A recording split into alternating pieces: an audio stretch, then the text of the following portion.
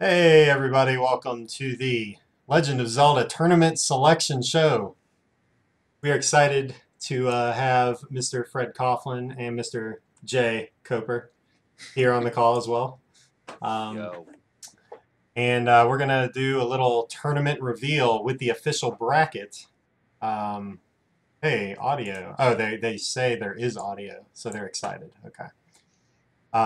But yeah, we're going to go through each of the regions of the tournament and show who everybody's playing. And you can actually start this in 4 minutes. You can actually have your first race, official race um, of the tournament. So I'm excited. It's been kind of a 2 month journey into since we came up with the idea to actually having the day upon us. So I'm excited. I hope you all are too. Um, yeah, let's get started.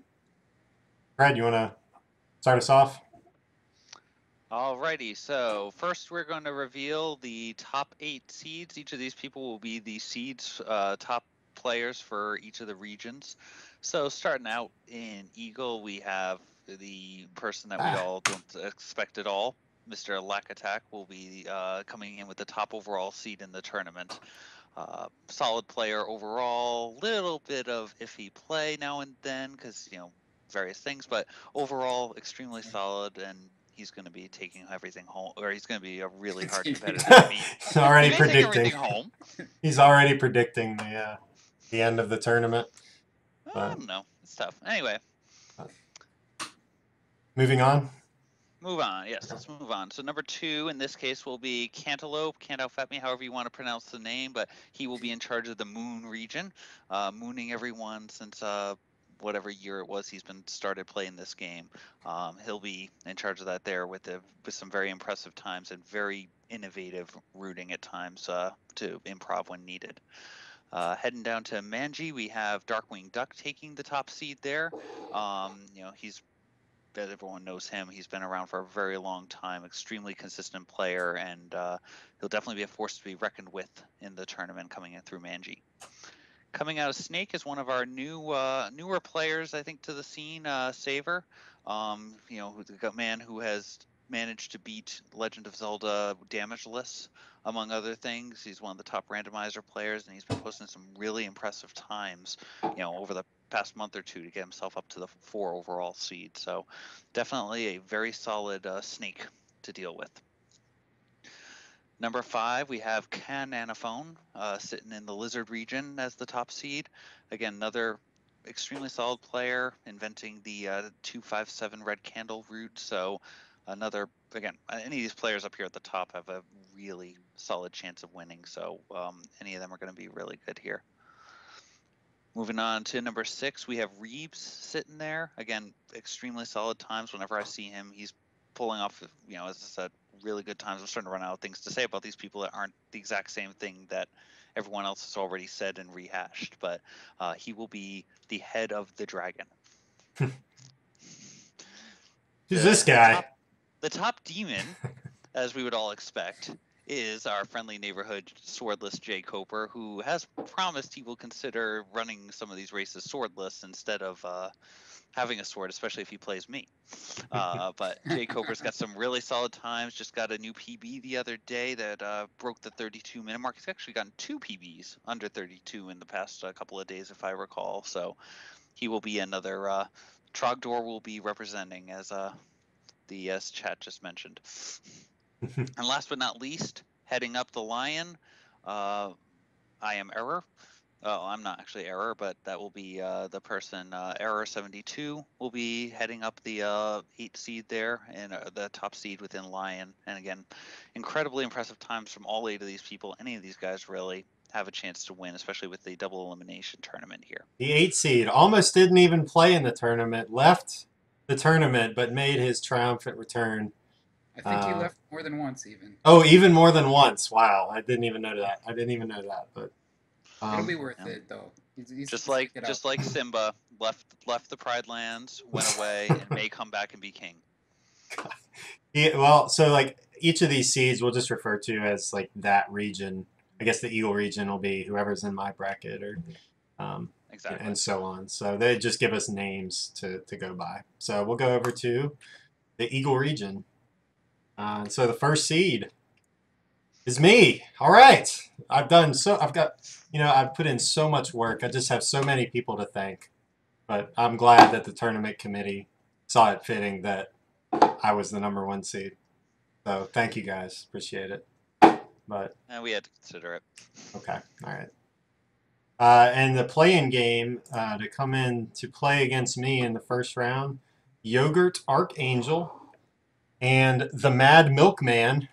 I know the Mad Milkman. I don't think I've seen Yogurt Archangel I have never around. seen the name Yogurt Archangel other than on this tournament. But Mad Milkman is definitely someone who's been in the streams recently and talking with us.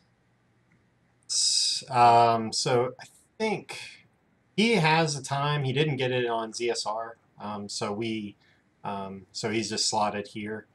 But I think his time was like a 41 or something.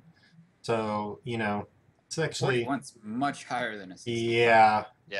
So, but that's where he's at. Okay.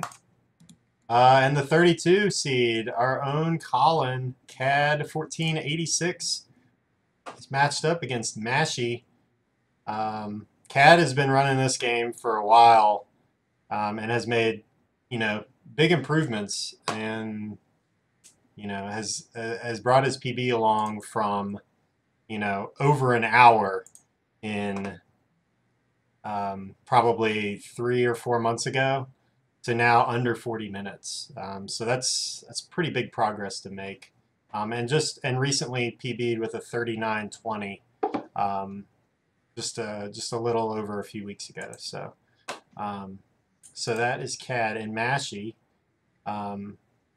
has been submitting times to the ZSR for just a couple months. But has brought his first time from 49 down to 39, so 39:31 PB just this week. So he has been improving recently as well. Yeah, and I think regardless on that side, you've got two people with incredibly close times there. It's going to come down. It could come down to anything on that. It's the nice thing about the race format is you get one shot. So either one of them could pull it off, and then either one of them, and even Yogurt or Milkman could potentially beat Lack if, the right seeds and right combination of random factors come into play. Yeah, I think that that can happen really anywhere because this game is so there's a lot of variance in your runs. Oh yeah. I mean, I've done in races in a low 30 to a high 38, so I have a pretty wide range of possibility. Yeah, and I've seen top players go 40, 50, or even higher for some of the races sometimes if, again, if Patros or other various things in 9 end up being unlikely. So True. All right, moving on. We've got Math Guy, the Division Dude, the Parabola Posse, the architect of algebra. the Equation Essay. We've got a lot of them. So Math Guy actually had a recent PB as well. He's been playing this game a lot. Somehow finds time to do it while he's teaching math at an institution, but maybe it helps him with all the counting that he does during the game. But he has been steadily improving his PB. Went from an hour back in May, now down to sub 35 today, just PB today. So 34:53. Just a really impressive time for someone who's just been taking it seriously the past few months. We got some other names in there: the Sultan of Subtraction, the Cosine Compadre, just never-ending nicknames from Math Guy 86. And then after that, his first matchup, Dark Magician. Do we have a PB from him?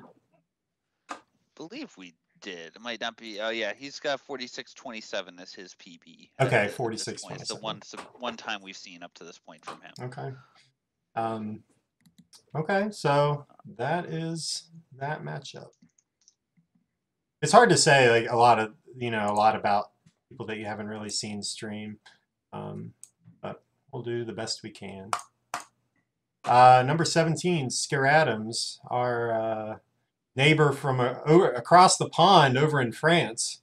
Um, he's had a time on this leaderboard for a while, um, but just has recently improved it. I want to say, yeah, he's had a time on here for since the beginning of the year, so it's from January, um, and he's been improving from an hour time, and he's gotten a low 35 or a mid 35, um, and PB'd last month. So I'm not sure how much time he's put into it recently, but I have seen him online streaming this game. So he's probably been working at it, but just not able to crack that PB recently. As I said, he's done a couple of SRL races recently, and been in the 37 to 38 range on those races. So, pretty solid time for again for a race environment. So. All right, and then his first matchup, Westifer. Sure. See, his seed, I guess, is around Magicians, so not sure what kind of PB he's got. I guess that 40. Oh, here it is, 4618. And his PB was actually on my birthday this year, so that's been 6 months ago. And he's only got a couple times on here. So yeah, not sure if he's been playing the game, but I guess that's what the tournament's for. He's been picking up a couple of randomizer games lately. He's been starting to pick that up. So okay. Christopher did do his first 2 point whatever version race with us recently. Okay. Randomizer, but he did do a few randomizer races, I believe, as well. Cool. On the 1.2 version when we were back in the day. Yep. All right. So did you want to do like predictions, or did you just want to do reveal? We didn't talk about this. Well, we're gonna mute the audio for a second. Matchup here that we can see is Cad and Mashy. That's anyone can take that one. Mm-hmm. But anyone who does randomizer has a soft spot for me. So okay. If Christopher gets out there just a little bit, then I'm excited for that. But if we're doing a prediction for this bracket, clearly you think Glack's coming out of this little region right here. But I guess you never know. Well, okay, so if you had to pick one upset in this bracket, which one would you pick? If you had to pick a lower seed, I guess don't worry about. Well, who do you see coming out of Cad and Mashy? Which one do you think is going to win that? Ooh, that's a tough one. While you're thinking about that, do you see an upset in either of the bottom two matches? I think those are probably a little too much of a spread, but anything can happen. Mm-hmm. Yeah, I really think it's going to be the higher seeds take each of these games, at least the first round of games. Even I think Cad comes out. He's been playing a lot and has been improving recently. And Math Guy is just continuing to get better every day. It seems like he's posting a PB or saying he had a close chance in 9 or something. So, and then I don't know. I've seen Scradam's stream recently, but I haven't seen much out of Westifer. That might be the best chance for an upset out of this region. Yeah. Yeah, if it's going to be an upset, I'm going to guess on the bottom it would be Westifer over Scar. But again, I don't know for certain whether that's going to be. It's like I think might be a long shot, especially with the spread of times. I've seen good consistent times out of Scar. I don't know if either one of them is going to get upset, but if it was going to be one of the two, I guess I'd say Westifer. I'll go crazy up in the top. I'll give Mashy I'll say Mashy pulls off the upset against Cad. Okay. And advances there. Very good. All right. Any final words for the Eagle region? Nope. I think let's move on and then push it on. All right, a 15-minute split. Let's move on. On to the Lion region. The head of the Lion, none other than Error 72. I am Error. Glad he's back in the tournament. He's been at this longer than I have. He's been playing Zelda 1, Zelda 2. Yeah, he's one of the best Zelda 2 players Yeah. of all of them. He, You know, probably top 5 for yeah, sure. he picks mostly hard games to be good at.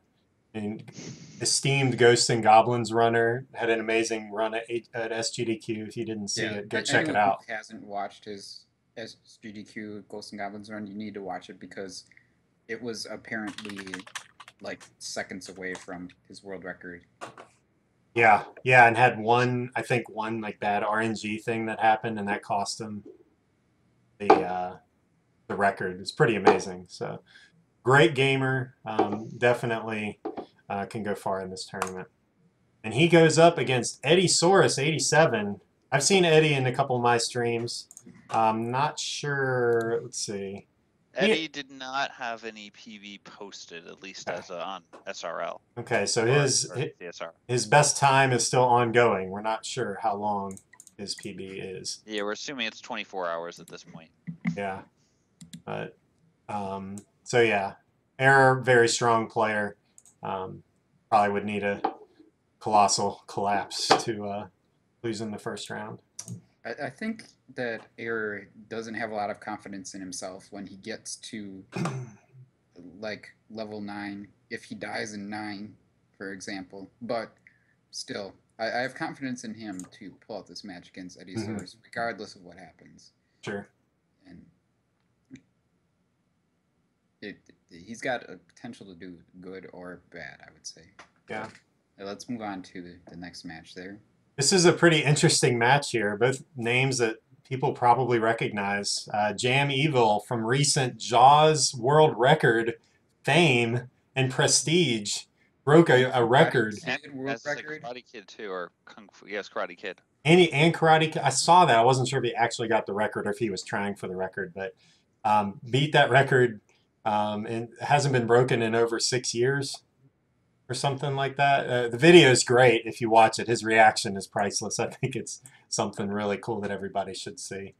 And Barnow, who is the #1 SRL racer of all time, who I actually got a chance to meet at SSS this past weekend. And he was really cool, very knowledgeable, was really happy and excited to meet. Both really good gamers. Thoughts? It's gonna be a tough one. I mean, Barnowl has done a lot of races here that I'm looking back through his history. Although he does a lot of unusual categories. It feels like he did a lot of magical sword races or magical key races, at least on SRL. Jam, picked up the game with the randomizer. Been seeing him, running along here and steadily improving those PBs on a pretty regular basis here, especially to get himself up to a 25 seed for this tourney. So it's going to be an interesting one to see how it goes. I'm thinking Jam's going to pull it off, but I mean, this is definitely one that would be within reach of an upset, or if you want to call it that, with Barn potentially taking it.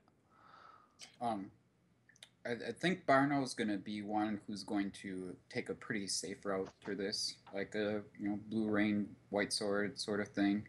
I think he's learned his Zelda 1 playing from ACMLM. So I would expect him generally to have consistent times in the races. They might not be top times, but I think he's going to consistently get in the 40 to 45 range. So I think Jam has been playing this game a lot more than Barnow recently.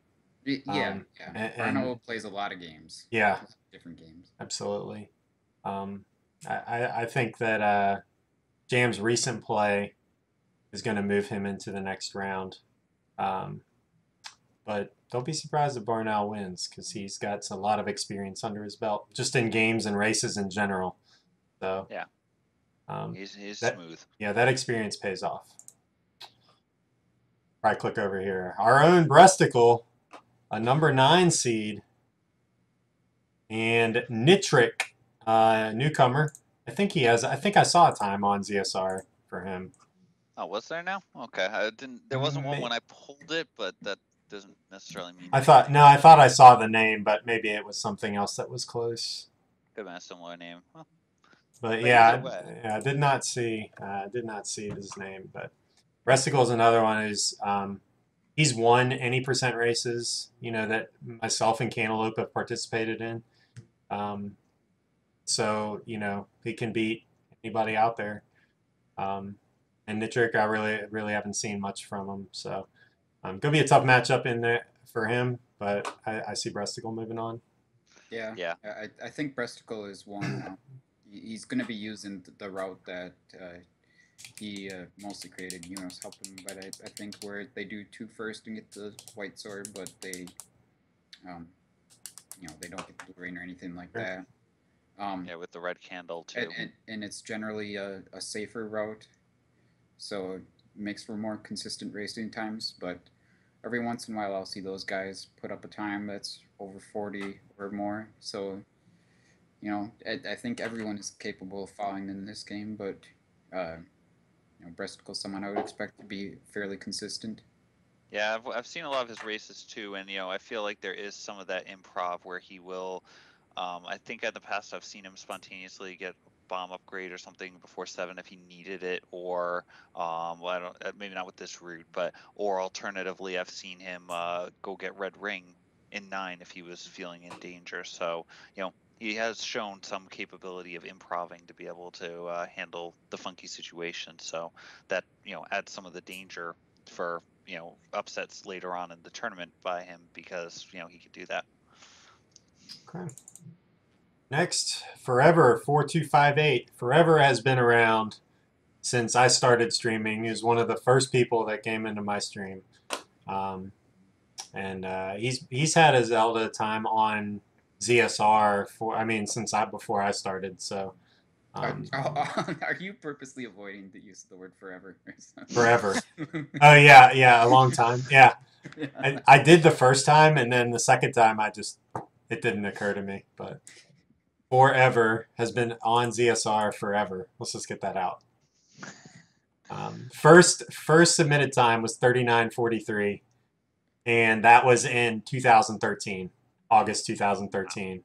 So before I even knew that ZSR existed, he had a time on it. Yeah, but has the first Zelda races I did on ZSR, or not ZSR, but SRL, like Forever is saying, I believe were magical sword races that I did with Forever and Barn Owl. So how long ago did that seem? I don't know. That's a good couple of years ago. Oh, probably forever, right? Yeah. I was setting you up. I gave you that softball. It's nothing. Swing and a miss. Or just watched it go by, I guess. Waiting on an easier pitch. Okay, anyway. And Forever goes up against Miria, who has been really involved in the community recently. Yeah. Miria does as many randomizer races as just about anyone, basically. You can kind of count on her being there when you want a nighttime randomizer race. Yep. Yeah, but she's been improving dramatically over time in the randomizer races. I've never actually watched her do an N% run, but I would assume that improvement translates over there as well. Yeah, give me a second. I'll pull up that info, because I know she's been in some of the any percent races that have been done here. Let's see. Just pulling up where 47. Just going back a couple of recent ones. 43, 47, 43. So I was gonna say, I mean, that's definitely pretty good time for in any for a race type of category. So I'm thinking, most of these racers, like, you can expect a time on average to probably be 3 to 4 minutes over PB. Right. Just, from having to think on your feet and dying maybe and going out of your way to get an extra potion or something like that. So, and then, so I'm looking at that for potential upset possibility. So if somebody who has a PB that's 3 or 4 minutes better than you could still beat them. I think easily that's possible. Yeah. So, So yeah, this is the Lion region. I think we've got a lot of talent in this region. Some old, some new. And who do you see out of these four matchups? Which lower seed is going to win? I need you to pick one out of the four lower seeds to win. Oh, you go first. I've got mine. I've got mine, but I'll go last. Man, I think that Barnaul and Miria both have real chances. It's not that I don't trust Forever. I'm not sure that he can consistently get sub 40. But if the person I'd give the better chance to is Barnaul. I just don't know if Jam's done enough any percent work yet to be that consistent. Still, if I had to pick them, of course I'd put all the favorites through, but Barnaul and Miria both have pretty good chances, I'd say. Sure. Yeah, and I guess if I'm gonna go with that, I feel like Jam, has been putting a lot of work into these types of games, and especially where he'll know when his next match is going to come up. I can see him putting in a lot of extra practice over the next week or two, and he finds the time to practice like there's nothing. I mean, we see all of his world records that we've just been discussing earlier. So if I'm going to pick an upset in that group, I'm going to go with Miria. I'm going to say Miria is going to potentially pull it off. Again, I'd probably, if I was going to pick, I'm still probably going to pick the four favorites there to move on, but I think Miria is probably going to have the best shot, I think, for the upset there. Okay. Yeah, I agree with you, Fred. I think Miria as well. Sorry for he's saying he's pleading his case in the chat, but I think Miria's got a real shot, and I think the other higher seeds or the better seeds are they have a higher or better chance of moving on. I think Miria's got maybe like a 40% chance of moving on, in my opinion. So I think they race 5 times and she wins 2 of them. And you only need one. So. Make the argument, and we'd be glad to see you show us all up. I mean, as I said, it's not necessarily that we're not putting you as a favorite. It's just simply we're putting people on the spot. We've got a show to do, and we're picking upsets here. We're picking upsets. So, any other comments on the Eagle region? I mean the Lion region. Forward to that 8-9 matchup though. That'd be great when we get there. Yeah, I'd probably, if I'm filling out the bracket, I might actually go with the upset there. I might push BT through to the to escape the Lion. I mean, if Error does not die, I think he wins. That's true. Yeah. But if he does die, I think Breasticle handles adversity better. So that's true. Okay. Very good. All right. Split on to the Manji region. Oh wait, no. Snake. What happened? Did I click too many times? We're going in the order that they're lined up. Basically, brackets are facing each other. So the 1 region plays against the 8. The 4. Okay. So. Well, I had it misnamed. Okay. Well, we can't. Oh no, it can't be misnamed. But that's okay. We can talk about it. Okay. All right. It's the head of the snake, Mr. Crystal Saver, damageless, has just shot up the leaderboard from having like a high 30s time, like 35, 36, and now has just shot past everybody into the number 4 spot. The 31 30? 31-30? I think it's 31-20. Oh my goodness. Yeah. 31-20. Wow. Yeah, putting this into perspective, his first submitted time was back in April, and that was a 36:56, and within a week knocked it down to a 34, and then he was at 33:29 for a couple of months, and then over the past 2 weeks since August 22nd, he's gone 33:05, 32:42, 32:21, 31:51, and 31:20. Yeah, he's the times for Saver are not outliers. He's just trending upward, and it's just a matter of when he's deciding to do attempts that he's getting these PBs. Saver could be higher than the 4 seed even if he had enough time. That's basically how good he is. Yeah. Another thing to put this in perspective, just a year ago, this or like wait, hold on. Over, or I guess 14 months ago, this would have been the world record. Yeah. This is faster than the SDA time right now. So, um, Hopefully we fix that soon enough. well, yeah, we'll save that for another podcast or whatever this is, selection show. But yeah, just I mean, having a time this fast that a year and a half ago would have been the fastest ever. Um, just goes to show how fast this Saber has got, how fast Saber has improved in his play. Yeah, he is probably the best randomizer player, and it's not just because he's good at handling the randomness. It's because he's good at the game. Yeah. And playing the randomizer does make you better, for sure. So the two people that get the privilege of playing Saber, if they win, are EG, I just say Puppy, because he's coming to my chat, and Ouija Wee, one of my favorite names to see in chat, just because it's cool to say. And neither of them have times? None of them had it on Okay. SRL or ZSR, at least as of last time I checked. So Okay. they get to come in as for the play-in. Cool. Ouija Wee was just asking me about the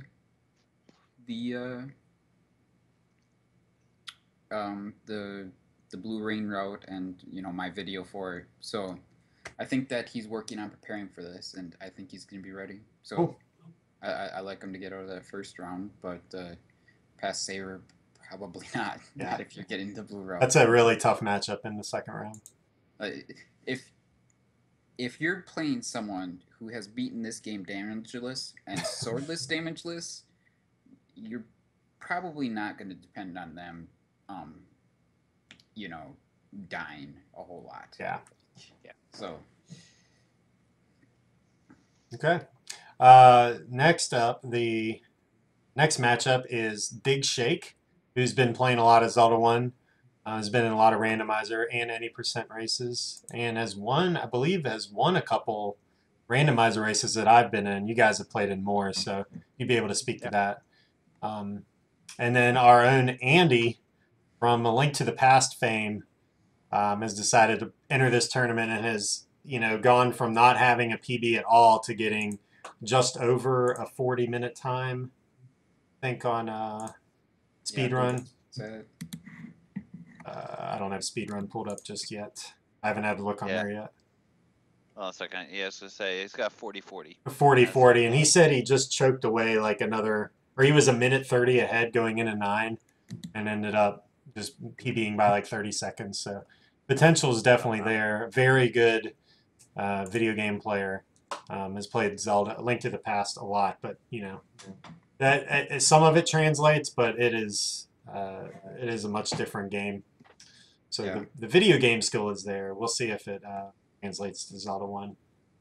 Yeah, I think a lot of this depends on how much time Andy's going to put into it between now and the race. I do like my friend Dig Shake to win that matchup, but it should be a good race. Yeah. I think I take Dig Shake given the current status of the matchup. Just go with experience, and I think Dig Shake definitely has more experience in this matchup than Andy does, or in this game than Andy does. Andy can be as good as he wants to be in this game, and we'll just see how far he takes it. Exactly. I think I'm in agreement there. Next up, Zarnax 42 and Dark Rupee. Both have Zarnax has another guy who's just really improved. I got to spend some, or we both got to spend some time with up at SGDQ. Really cool guy, and stand toe to toe with with anybody in randomizer and any percent he's been improving, and it showed with his 13 seed. Yeah, Zarnax is a guy that can get a top 3 time in any race, basically. But then I see him a lot of times, dying in 9 over and over again. So, he can be really good or not quite as good. Mm-hmm. So, He's got the potential though. Maybe he needs to work on some better backup strats, but he's got the potential to take down Saber even. Sure. Pull again, comes down to the race situation. Anything can happen, and again, a lot of these races, not just going to be, again, who's got the best PB time, but who has those backup strats, like you're saying. And if that's a weak point, that could potentially lead to an upset. If he does die. Yeah, I'm having problems talking right now, so move on. It's late. His matchup, or the person he plays in the first round, Dark Rupee, actually played the one-hit KO race we did recently. Yeah, and he did really well. And like, finished, right? I don't know if he finished. I think he might have quit in level 9. Oh, okay. I But gotcha. I with think the I heard experience, he could have beaten me even. I was not having the best run that night.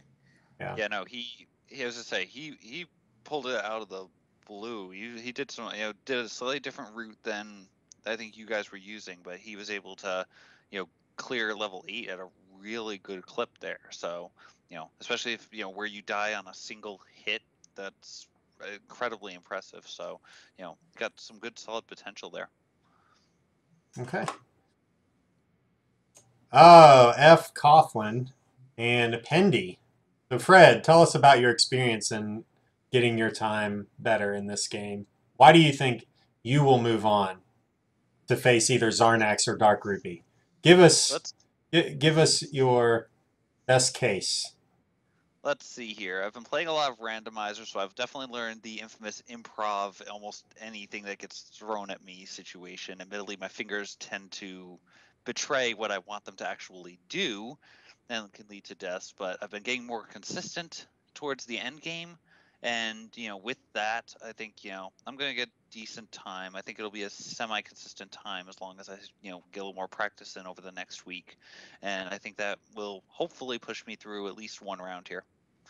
What do you think is your biggest sticking point in the game? Like, what is that one area that seems to give you trouble every time?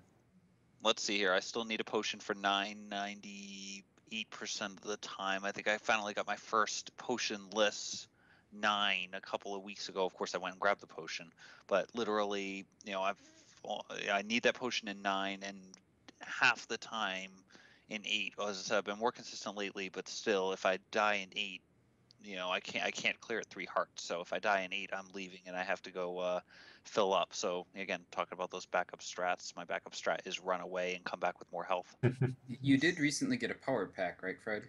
I do have one of those, yes. Nice. So you could do some 9 practice if you wanted to. I've been doing it on emulator, doing the 9 practice. As I said, it's just the issue for me is just a matter of consistency, getting in there and, actually getting through the gauntlet, of all the different rooms. I can get through any given room without a problem. It's just chaining them all together.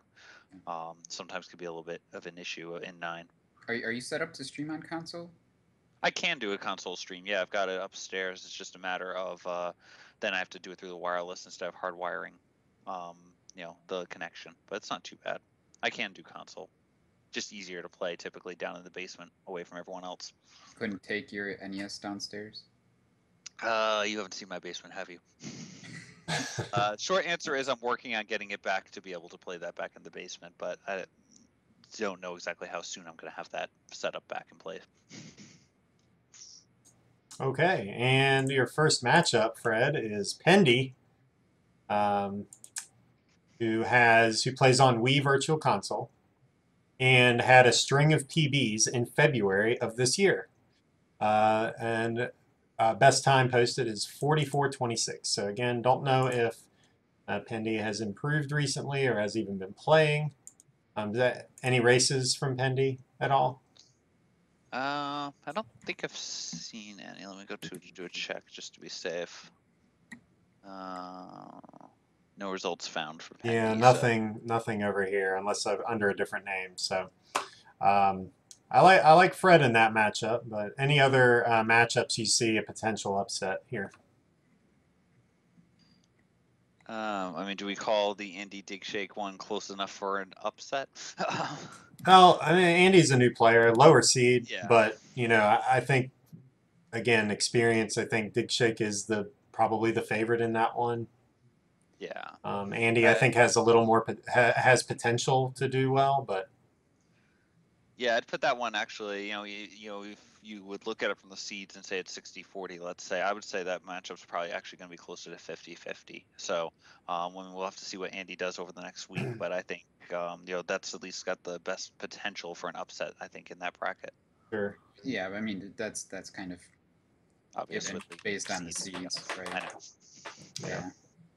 Okay, Saver coming out of this round, or you see, if you pick one other person, who would you pick? I think Saver for sure is going to win 2 games. I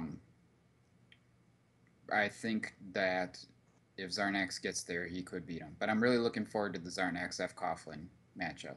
I'm not. Have you ever beaten Zarnax in a race, Fred?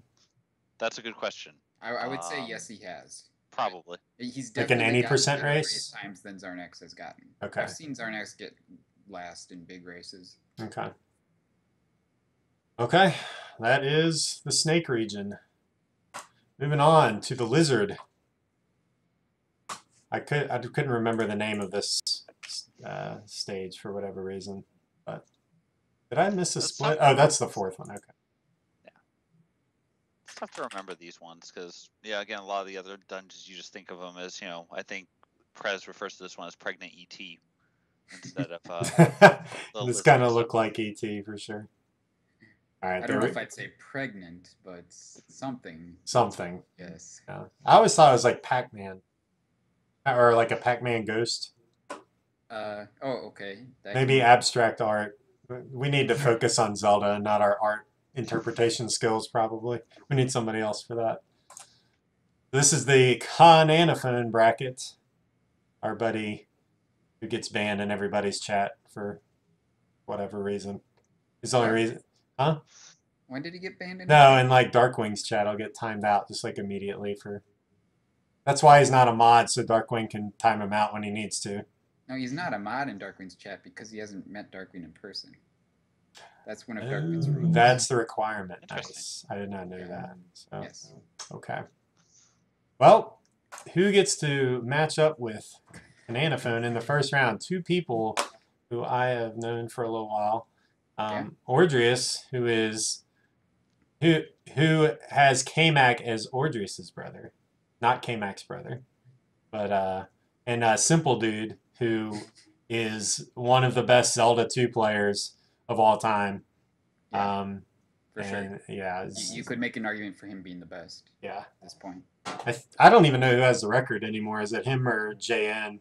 Well, in all keys. I'm pretty sure Simple does in all keys. Okay. I think Simple's the only one who's got a 115. It's ridiculous. I don't even. Or maybe JN has one now and it's a little higher. Okay. JN does have it? Oh, okay. Wow. JN has both. JN has both. The any percent deathless no out of bounds category. I think like the 54-minute category. Yeah, I don't know. I don't know, but they're both at the top. You just look at the leaderboards, and the leaderboards are kind of a mess because not all the times are up to date everywhere, but in all the categories. But you see their names at the top of all of them. Maybe an error sprinkled in there here and there, but generally, you want to know who has the record in any Zelda 2 category, Simple or JN. So it's fun to see him playing some Zelda 1. I haven't seen him practice this yet. I don't know if anyone else has seen him. But it's exciting to see him in here. Yeah, I'm really excited that I'm really happy he's in this tournament. And it's fun to see Ordrius in here as well. He's a good guy. Yeah. A lot at the SGDQ. Mm-hmm. And probably my first round matchup there I'm looking forward to most, I would say. So, okay. All right. A lot of fun. Next, we have ACMLM. Very good Zelda player as well. I mean, one of the best Zelda or Link to the Past players, but has had a time in this game for a long time. And we mentioned earlier that Barnow learned from him.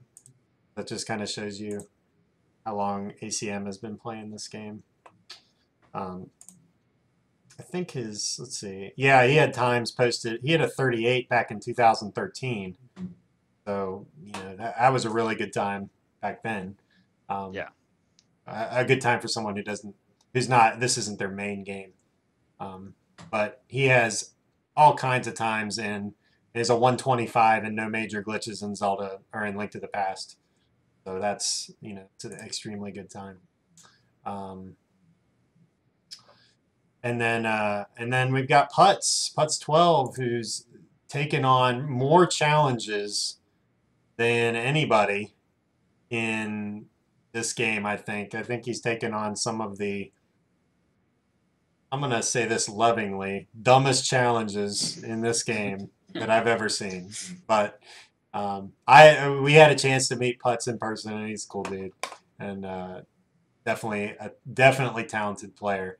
And I think he could win this matchup. I really do. And ACM is a great player, but I actually think that Putz can win this. ACMLM is one of the most consistent and level-headed gamers you ever meet. Kind of a stark contrast here. So yeah, we definitely have the apples and oranges here. But, yeah. No, I haven't seen Putz play any percent yet. I've seen him do some randomizer, and yes, he rages a little bit when he plays the randomizer. But I don't know how he does when things are where they're supposed to be. I'm sure that Putz has enough experience at this game, probably more experience than ACMLM even, that if he applies himself, he can take ACMLM down. But you know that ACMLM is going to put in a good time. He did do some practice recently and just got a PB in the last few weeks after having the last PB stay up there for a couple years. So, should be a good show for sure. cool.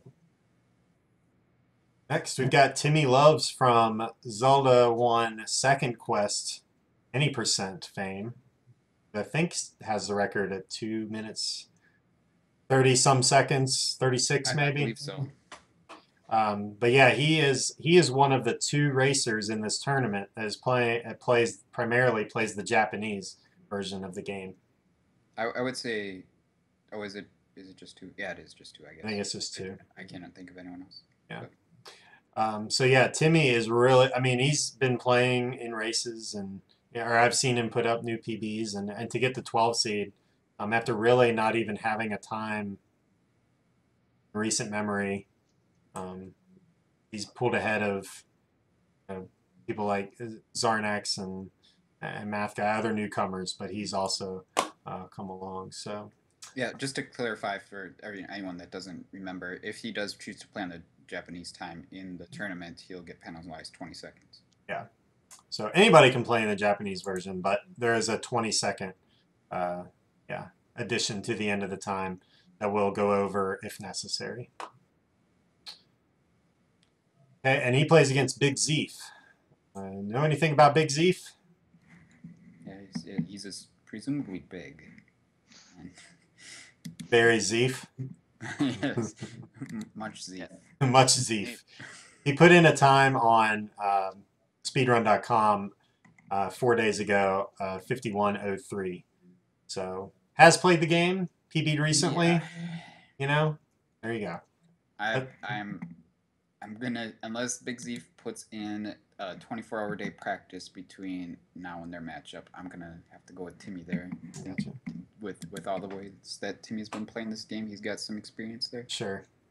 I do know that Timmy, I recently added him to Slushy, and his name hasn't shown up since I added him, so he hasn't been streaming in the last few days at least anyway. Just practicing away in the basement.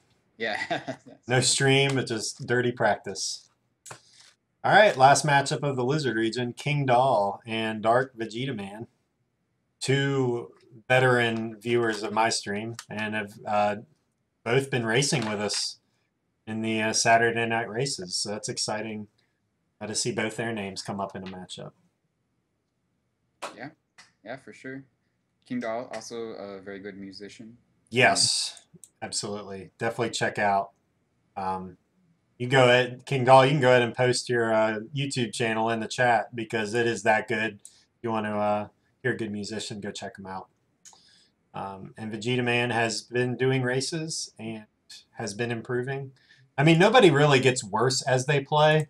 If that's the case, then something else. We might need to talk about doing something else. But you know, he PB'd yesterday, 44-22. Yeah, it is exciting to have this matchup of two guys who are clearly both grinding away and trying to lower their times. Just King Doll's further along in that process. Mm-hmm. He's been putting a lot of time in. I see him online quite a bit. He's from Sweden, I believe. So Okay. could have some time issues, but he's he's always online, it seems. So I'm sure he'll be around. Cool. And there's the YouTube channel, so check him out. Little plug for you there, King Doll. Welcome to the tournament. Let's see. That's it. Anybody besides Cananophone coming out of this region? You see Timmy or ACM making a run? Cananophone's really consistent. Cananophone's really consistent, in my opinion. Yeah, he's definitely a consistent guy. He's more consistent than a lot of the top players up there. I think Timmy's got the best shot because his time is not that far off of Cananophone's. ACMLM is just going to need Cananophone to have a bad day, basically. I don't think ACMLM is going to learn any riskier routes or anything at this point before the tournament, and I think that's what he would need to beat Cananophone. Yeah. Without Cananophone having just a really bad run. But it's possible. You know, everyone has their bad days. Yeah. I agree. I mean, the thing is, if ACMLM is going to be running a, safer route, again, I'm not sure what route, and that's part of the thing is with this game is, what route are people going to be running? If he's going to be running a safer white sword or possibly blue ring route, again, I'm not sure what he's going to run against Cananophone, that gives Cananophone, even with a mistake or two, still time to spare. So yeah, I think Cananophone's probably coming through. As Timmy might, as you said, Timmy might be the one person who has a shot at it, but I think Cananophone's coming out of the Lizard. Yeah, looking at Cananophone's times, recent race times, he had 34-35, 34-48, but then had a forfeit for, I don't understand that reason. Had to mow the fence. I don't know what that means.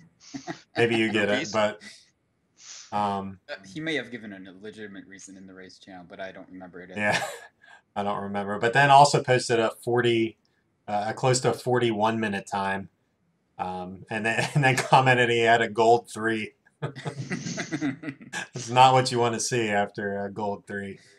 But yeah, but still pretty consistent. But could be knocked off if things go south for him.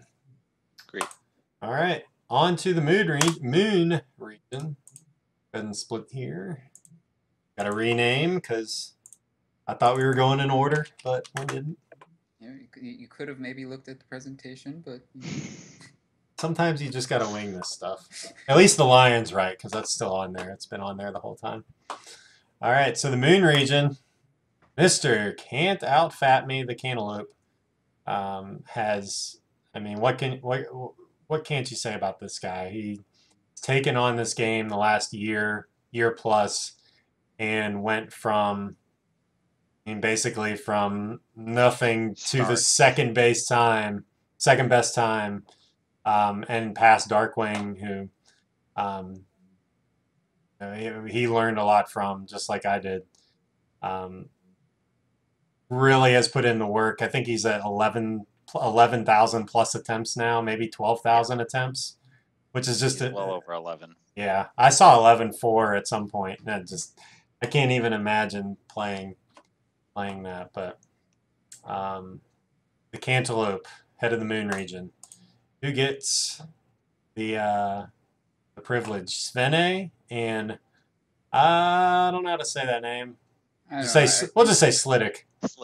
Slid, old Slid. Never heard of Slid, and I've met Sven at AGDQ, one of our Swedish speed buddies. Not sure if he's going to be able to participate. I had a Skype with him earlier, but he's in here. I know he's played the game before. Not sure if Slid has played at all. Yeah, no, Um, Slidic has definitely played recently. He might have been in a any percent race, but he's been in a few randomizer races, and I've watched him play, and he's been in, not at the top of the any percent or the randomizer races, but in like the 3 to 4 range. So okay, he's getting up there. cool. Yeah, Wow. he's He had a maelstrom at 110, 111 yeah, at one of his What? races. So yeah. Oh He's improving in man. a hurry. He's definitely someone to watch out for there. Wow. I, Okay, never heard of him, but he's apparently a force to be reckoned with, and that's going to be a tough matchup for Cantaloupe if he gets past first round. yeah, could be the best player in the first round. Just doesn't Wow. have time posted yet. Yeah. Okay. Next we've got Patrick LJ, I think is his name in our stream, but Patrick J and Lisa. Lisa has put in a lot of work in this game. I've helped coach her a little bit, um, and this looks to be, I mean, based on the seeds, pretty even matchup. I see Lisa yeah, putting in a lot of time. I've watched her stream more than Patrick. I think Patrick just put a time in recently. Um, yeah, one yeah, time, and it was yesterday. So I've seen Lisa play a lot. I have not seen Patrick play. yeah. And Um, she is very consistent. I've noticed, on the race times. She, 10s I've seen usually low 40s, but is very consistent around there. And I've seen her get, at least 2 of her PBs in race conditions. In fact, her 2 times where she went under 40 that I can think of, both of which were during races. So, she's very consistent, and so if Patrick can get a good race, it'll be a close one. I'm probably gonna push Lisa through on that one round, but this one I guess could go either way. But as I yeah, said, she's been Yeah, impressing me. yeah. Based on the experience factor, probably go with Lisa. Um, I'm gonna go ahead and assume she's not gonna get wall mastered. Um, but we don't know a lot about Patrick, so he could be practicing. We'll see. We'll see. He's got some time to prove himself. I don't think either of them gets by Cant in the next round, but yeah, every once in a while Cant puts up a stinker. I don't think he would do it in the tournament though.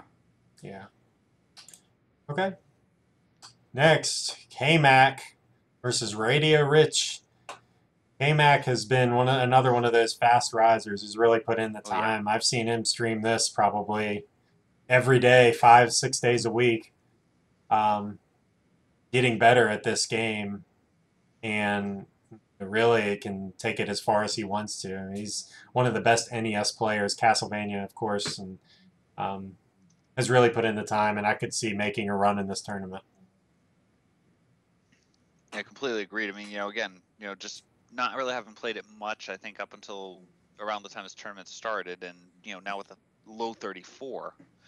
It's pretty incredible for just that little bit of time playing, and with the work that he's been putting in, he's got the potential to push him to get really far. I mean, he could possibly even, I haven't seen how consistent he is. I haven't had a chance to watch his streams a lot, but if he gets to Cant in round 3 there, he's got a shot of giving Cant a run for his money. I know that K-Mac did finish ahead of me in one race, a little bit, How's but that? How's that feel? yeah, I did better in the next race. Oh, okay. All right. Back order was restored. Yeah, it was. But this guy, he came from uh, basically what he knew about the game when he started was watching Darkwing, watching me, and um, not playing a whole lot. He talked a little bit about running Zelda in the past. Um, I think I had asked him about playing maybe Zelda 2 since he's like a Castlevania champion. Zelda 2 seems more in that style, but he always said that if he was going to do a Zelda game, it would be this one. And uh, when the tournament came around, uh, he decided that was a good opportunity to kind of dedicate himself to this game. And after he got back from SGDQ, that's what he did. And He's put a lot of time into it in 1 month, that's for sure. To get down to a 34 or almost a 33, he could have Yeah. had a 33. He said his last run, um, he would have had a 33 if he would have picked up the potion before 9, but he was so far ahead that he skipped it so that he could try to get a 32. Wow. Oh, and then And died and. yeah, died in 9. Yep. Oh gosh. And that 34 had to. Oh, that's right. Wow. Welcome to Zelda That's 1. crazy. Yep. Yeah, yeah. Risk But reward.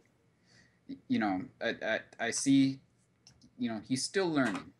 So there could be things he hasn't come across yet, but he's definitely getting there. He's getting the practice in, so he's definitely going to be in playing shape. Just a matter of, as far as progressing further through here, can he get up to that level by the time he has to play these people? Yeah. It's unlikely he's going to get to Kant's level by the time he has to play him. But if he can put up a 34, you never know what happens.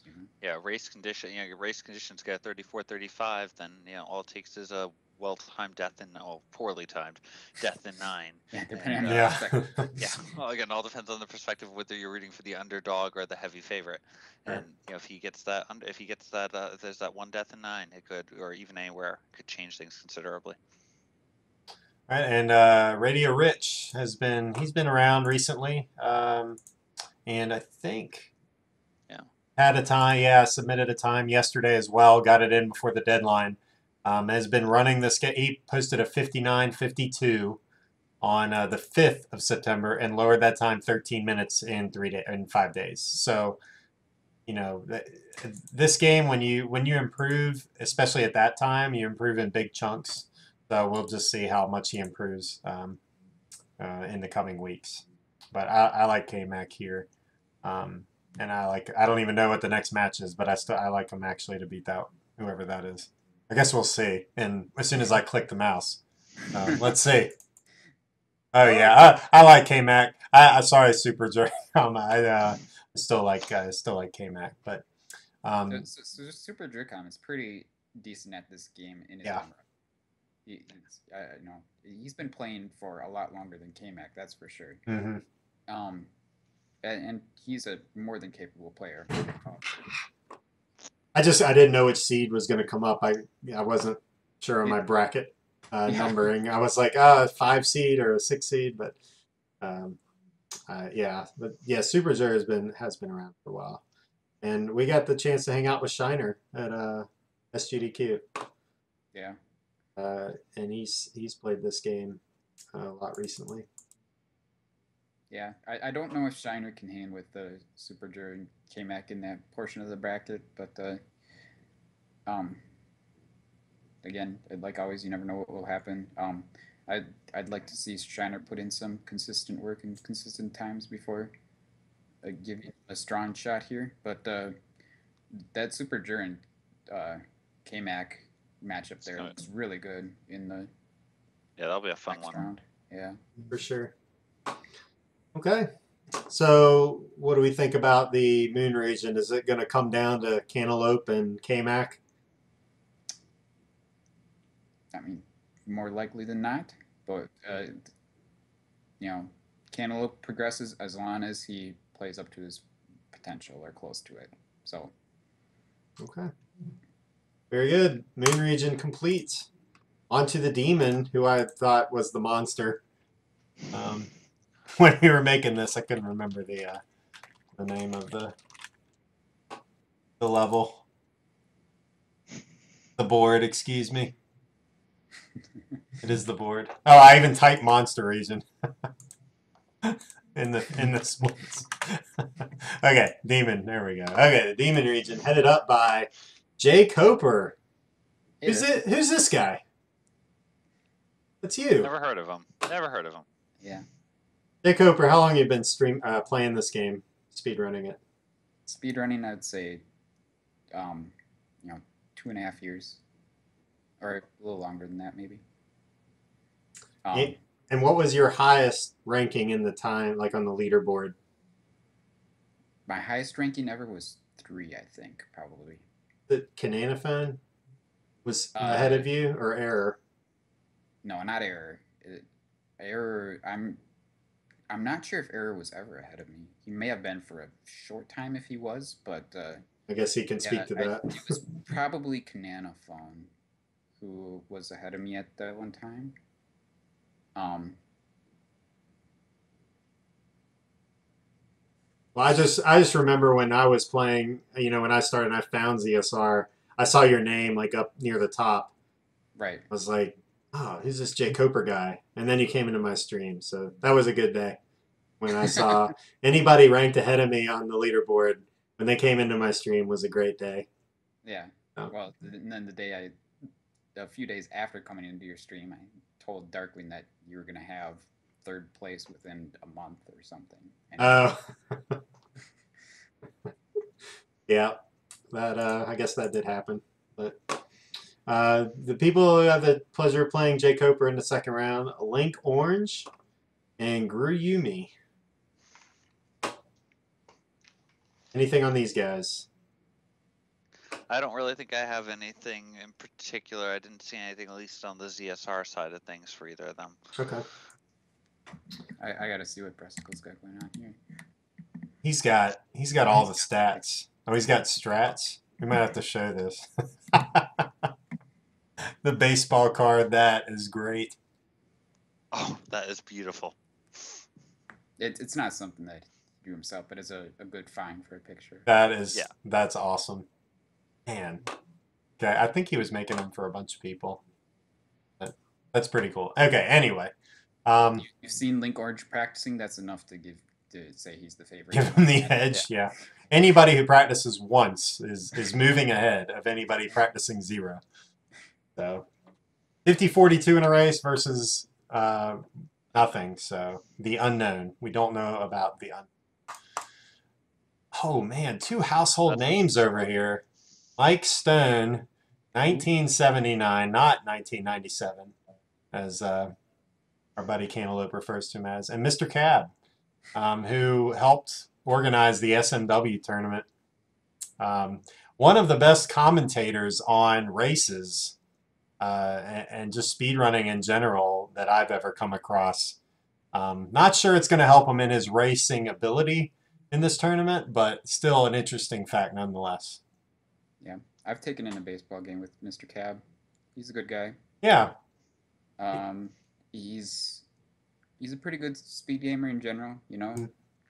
I'm not gonna say he's top tier, but he's a guy who does well at a lot of games. So Sure. Yeah. As far as if he can advance far in this tournament, it depends on how much time he's putting in. I think for now he's still using a pretty safe route. So he's not going to get a time, but if he can be consistent, he can possibly beat Mike Stone, maybe even beat me on a bad day. So, hey, look at this guy just come into chat as we're talking about him. Yeah, as I say, Mr. Cab has improved his time, in the past month. He's been working at this. He's dropped himself from a 50-57 down to a low 42. So, he's still probably got some room to go there based on, the times, but seems to be making progress. So, yeah. Okay. Next, Yunos, who has been playing this game, is very good at this game, good at randomizer, has done well in any percent races, versus Milnium 09, who is the best North American SMRPG player, and I know that because I play that game as well. But Mill, I had a chance to hang out with Mill at SSS, and he's a really cool dude, and definitely talented. Definitely has his own way of doing things. He actually plays SMRPG on an LCD TV, which wow. Yeah, so he has, the super jumps are 3-frame windows, and he has it to where it's all that LCD lag, but somehow does it. Does the lag really matter though? Because it's just a different window. I guess it's a different window, but he tried to play on, or he played on CRT, and I think he said he got up to 38 jumps, but it's just an interesting thing to play a timing game on LCD. So if you ever look at anybody's videos on how to do something, then you'd have to change your, because there's a super jump video and it says you have to press the button here. Sure, Right. So I guess in that sense, yeah. Um, Either way, he's just got to get used to whatever he's playing on. But as far as Zelda, has he played this game? I think he's played it once, but we hung out for a whole weekend, and I never talked to him about Zelda 1. And I don't know I talked to him about SMRPG, but he didn't ask me about it at all. That's kind of sad, but what are you gonna do? So I think Enos moves on here. Established player, very good. Yeah, Great. Yunos is in the new breed of Zelda players that came along with the popularity of the randomizer created by Mr. F. Coughlin up there. But he's definitely taken to it.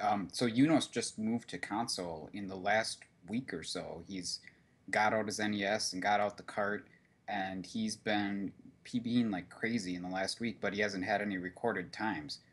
So his seed would actually be a couple places higher, I think, if he had his times recorded. He's streaming right now, I think.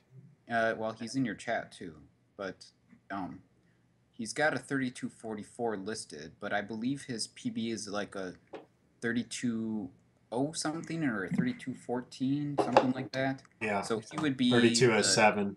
He'd be the 3207. Wow. eighth seed right now if he had a recording of that. That sucks for you.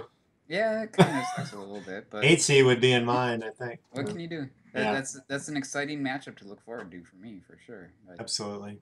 I think he might be a little more consistent than me. I'm not looking forward to playing against him when he's on console and maybe getting up to speed. If I play like I have been recently, then I feel pretty confident, but it'll be anyone's game, I think, when we get there. Cool. All right. Last matchup of the Demon region. When Chuck attacks and J-Beth. Chuck.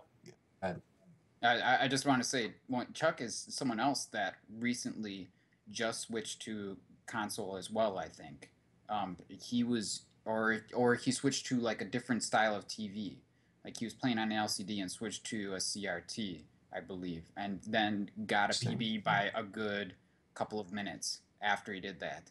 So someone else to watch out for as far as making a lot of progress because of recent changes that he's made to his setup and things like that. So it's amazing what a console can do for you playing on the right equipment, and those things that you were missing now all of a sudden work the way you think they're supposed to work, and it does make a big difference. So.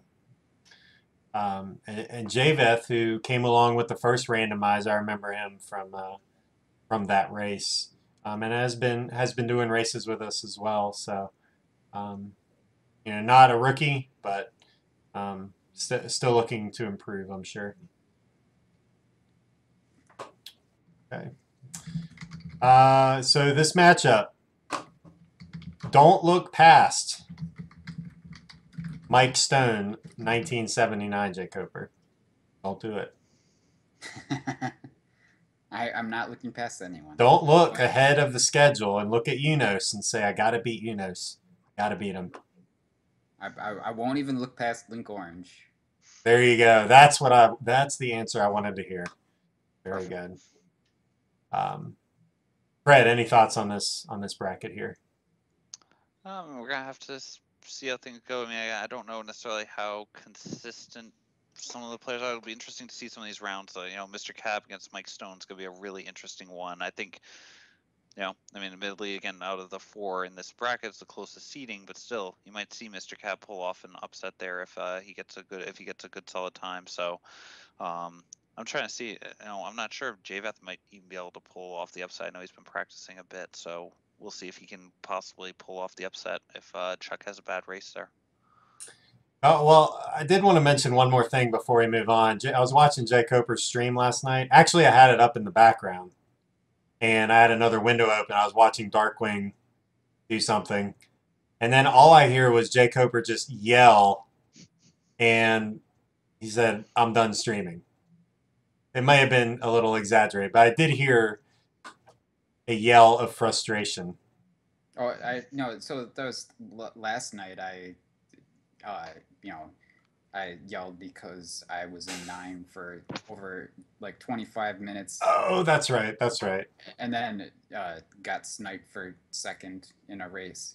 And then Yeah. I said Oh. I'm done streaming just coincidentally. It's not like I was quitting out of rage. Yeah. Well, I'm just Uh-huh. stating the Sure. facts here. That's it. It was a randomizer. That's right. I forgot it was a randomizer, but Yes. we'll see if that has any play here in the demon region. But moving on, the Manji split, and we've got 2 more regions to go. And this region is occupied by our buddy Darkwing Duck, who, what did he do last night in his stream in his last any percent attempt, full attempt? Jake Uh, Oper? I didn't see the No, the one that I see told you his about. last one. No, the one that I told you when we watched. The- he played some more after that. I know, but the one that you watched on your The stream. one that I watched. Yes. He almost got a PB, which would have put him at the number 2 seed. If he would have had a perfect Ganon, it would have been there. But Yeah. yeah, he was on pace in 9 and at the Silver Arrows with a good finish to the dungeon and just didn't quite get there. Yeah. I watched pretty much that whole run, and he got hit outside of 9, I think by a rock and by something that did half heart, and then he got hit by a Lionel sword right outside the entrance. He tried to just sneak in the door, so he's 2.5 hearts down. Then gets through Patra and gets bodied in the Wizrobe room like 3 or 4 times, and he's down to 2.5 hearts. And at that point, honestly, I thought he was just going to die, but he put his head down and got through the rest of that in like from that point to the end to Ganon's room was the best like I've ever seen him play. Like just going, he just went through everything. He didn't go for the Patra 2 skip, 2B skip, but had a really good reverse C and nearly PB'd and took the 2 seed away from Cantaloupe. Yeah, I was actually a little frustrated that he didn't go for the Patra 2 skip. He only had 2.5 hearts to work with, which means that he could only take 1 heart or 1 hit from Patra. But Yeah. I thought it was worth the risk when you're going for a PB and you need that time. But he got kind of lucky with Patra 2 moving out of the way there. Yeah, he could have spent a lot more time there if he had kept moving towards the corner. And actually he got a heart drop in the trap room and then ran into the trap right away. Got a good Wizrobe spawn. But anyway, he could have PB'd. He was close, but just didn't get it to fall for him. Yeah, I think he needs this PB to get some confidence, and then once he gets that, maybe he'll be looking for one of those sub-30s himself. Yeah. But I mean, what else can you say about this guy? He had the record for years, Yeah. and just one of the top players at any point. I mean, he could easily win this tournament. If there's any one person who is responsible for this community and this tournament taking place, it's probably Darkwing. Yeah. Because I mean, like, none of us would be streaming this game if it were for him. Maybe. Yeah. Agreed. So definitely the godfather of the Legend of Zelda. And he was the one who found that screen scrolls were possible without tasks.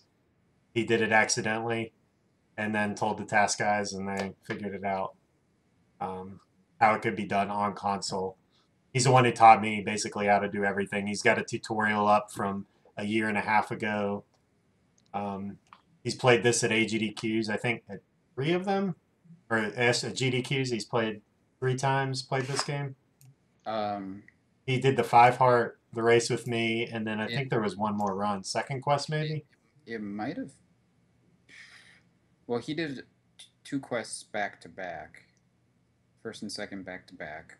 One Yeah. year, and he did the race, and then It was at least a third one. It was a 5 heart at SGDQ. Oh yeah. Okay, so 13, I think, or 14. yeah. 13. It was 13. Uh, 2013. yeah. I can't remember which ones I've been at now. Or I was there for the 5 heart, I think. Yeah, you were on the couch. I remember. I watched it a few times. So I don't remember if I was there for the 2 quests back to back. I don't think I was. I don't know. No, I feel like I was there for 2 quests back to back. Anyway, Yeah, but definitely the favorite for a long time, if not to win the entire thing. So shout outs to Darkwing. Thanks for getting us all into this game and pushing it really hard. And then, I mean, honestly, like for me, the little like back and forth we had with the records for a while was probably one of the most fun things I've ever been a part of. Is be a part of the community and to have that competition of someone. The time would not have gotten lower if he wasn't. I guess if I didn't come along and then make him get better, and then he made me get better, and then that back and forth, and then the drive to get the sub 30 and everything, like none of that would have happened had he not, paved the way for us. So thanks, Darkwing, and I don't know if you're here or not, but we appreciate you. And so after all that, we can go into our monologues about Chance, aka Swag, or Bit Personal. I have never heard of these people. Got nothing. Moving on. Yep, me neither. Yep. All right. Genos. I call him Geno, but Adagenos versus Zelda Maniac. And Genos has actually put together a cool website with all of the routes on it. It has pictures and everything. I think it's linked on the tournament page. It's linked from the tournament It's linked from the page, yeah. So, somebody could paste that in chat, but you can check that out if you're still new to the game and want to kind of know how this game works. That's a really good resource to look at. But he's been around for a while. Zelda Maniac has been around recently. Anything to say about these two? Of course, as I say, I was about to jump on that. I mean, ATE there, as I call him, has been doing a large number of. I've seen him on the randomizer side of things. I haven't necessarily seen the any percents. I know he's been working on the any percents as well. Typically, when I haven't been watching him, I may be offline, but he's been pulling his time down, and he's pretty darn consistent when it comes to the randomizer. So, I mean, there's a slightly different skill set on the two, but it's consistent enough that he's going to be a threat here going through on this one. Okay. Very good. Yeah, the times that Darkwing is, or not Darkwing, the times that Vesticle is posting in the chat there for him, I don't know how many races he's done. I don't think it's been that many, but his low was a 40 and his high is a 44. Oh. Wow. Yeah, so that's good consistency. Yeah. It's not going to be consistent enough to beat Darkwing, but I mean, consistency isn't what you need there, but yeah, just a good time. Sure. Solid time, and then if again, because this is double elimination, even if he if he gets to that first round, if he loses to Darkwing, he still has a good chance to then make some really good progress on the in the losers bracket there to get along there. Right. Zelda Maniac is a French player, I believe, that Panoff yeah. into the community. So that's exciting. I don't know. He's got a time on here, right? He's 35, so he must be pretty close to him. Wow, there's a lot of times. How are there so many times? I guess we got some people missing on this. On the speedrun.com, there's like 5 or 6 people listed between them and us. Now I remember Rambley said he had to drop, and I don't think Darko's in there, and Evil Ash might not be. Muck, I don't know. Well, yeah, Cad and Mashy are in. I don't think Ash is in.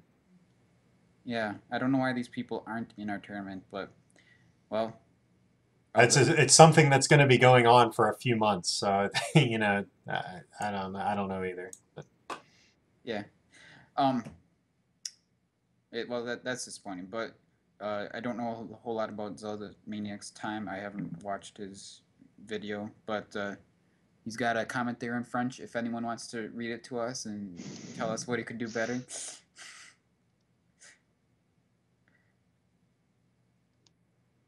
Comment.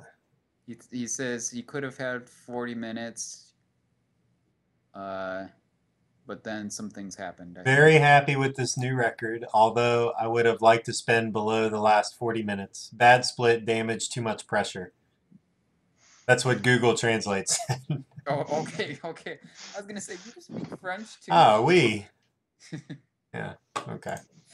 That's all I know. I did actually take French in high school, but dang it, I should have kept going with it. I would have believed you somehow. I don't know why, but yeah, it looks like the PB there was a blue ring route. So I mean, that's Okay. actually a pretty solid time for for a blue ring route to get a 40-minute run Yeah, there. there's So nothing wrong with that. That's for sure. Yeah, I don't know. French seemed like a good language for someone who grew up in a privileged lifestyle to learn. So. Oh my God. All right, moving on. One of the most exciting players in Zelda community, who again came out of just the last like month and a half, Pierpont Lemkin has just, Yes. I mean, just established himself as one of the more consistent, improving Zelda 1 players the past month and a half. And I was going to wait to see where he dropped in the seeding, but I don't know if it's going to matter. I think he's been posting times in the mid 30s in races, but has moved up and could easily win a few games. If not in this bracket when he meets with Darkwing, definitely in the losers bracket could make it to like the final 8 in the losers bracket. Yeah, for sure, for sure. Pierpont has been really consistent. And Fred, you have his name spelled around here, or is yeah, I fixed it in the slide, but Oh, Piermont. It's Pierpont. yes. Yeah, that's Yeah, okay. a typo. okay? No, yeah, no biggie. But Yeah. yeah, no. As to say, as you said, he's been in the Saturday night races on a regular basis, and again within the Saturday night races, placing incredibly well on almost any of them. It was like every single time we're on the Skype call, and all of a sudden we all look over and it's okay, he just finished. Yeah. So incredibly consistent times, and really good chance of being able to move on here. Yeah. First time he posted on ZSR was a 38:44 at the beginning of August. And it seemed like he was taking a minute or 30 seconds off every single time. And he went on a week there. I just remember seeing the notifications that his time was just going down every day. It seemed like every other day. And is down to a 34:03, and I'm sure has had a couple chances to, ahead of that. So, mid 30s runner. Could go a long way in this tournament, especially at his consistency level. Yeah, in terms of like SRL ratings, for those who care about that, he's actually the 9th ranked SRL, racer, which obviously has to do a little bit with the number of races that you do, but consistency is clearly required to stay up in that top tier, and he's way up there. So, even that 14 seed may be a bit low for him. Yeah, absolutely. And he faces off against Carulius, who I met at SGDQ. I saw him doing a couple any percent races with Andy. I think it was last night or 2 nights ago.